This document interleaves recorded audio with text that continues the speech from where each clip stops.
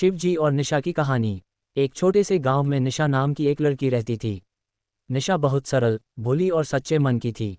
उसके जीवन में दुख ही दुख थे। माता पिता बचपन में ही चल बसे थे। वह अकेली ही दुनिया से लड़ रही थी, पर उसका विश्वास कभी डगमगाया नहीं। उसका सबसे बड़ा सहारा थे महादेव। हर सुबह वह शिव का नाम लेती, हर शाम दीप जलाकर प्रार्थना करती। उसका मन बहुत पवित्र था। लोग उसका मजाक उड़ाते थे, कहते थे शिव से कुछ नहीं मिलेगा, पर निशा मुस्कुराकर सह लेती। वह कहती, महादेव सब देखते हैं। एक दिन गांव में भयानक अकाल पड़ा। खाने का एक दाना भी मुश्किल हो गया। निशा भूखी रहती पर शिकायत नहीं करती। वह शिवलिंग के सामने बैठ जाती, आंसू बहते पर होठों पर नाम रहता, हे भोलेनाथ मेरी रक्षा करना। उस रात निशा को स्वप्न आया। स्वप्न में कैलाश पर्वत दिखाई दिया। महादेव ध्यान में लीन थे। उनके मस्तक से गंगा बह रही थी। निशा डरते डरते पास गई। उसने चरणों में सिर रख दिया। शिव जी ने आंखें खोलीं। उनकी दृष्टि में करुणा थी। उन्होंने कहा, क्यों रोती हो बेटी। निशा की आंखों से अश्रु बहने लगे। उसने अपना सारा दुख कह दिया।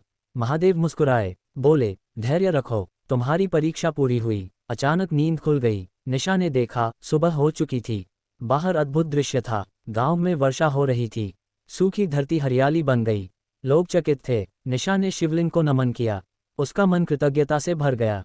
कुछ दिनों में गांव फिर समृद्ध हो गया, पर निशा वैसी ही सरल रही। एक दिन कुछ लालची लोग आए। उन्होंने निशा की जमीन छीननी चाही। निशा ने विरोध नहीं किया, बस शिव का स्मरण किया। अचानक उन लोगों का मन बदल गया। वे शर्मिंदा होकर लौट गए। लोगों को समझ आ गया, निशा पर शिव की विशेष कृपा है। गांव वाले उसका सम्मान करने लगे। पर निशा को घमंड नहीं आया। वह कहती, सब महादेव का है। एक बार निशा बीमार पड़ गई।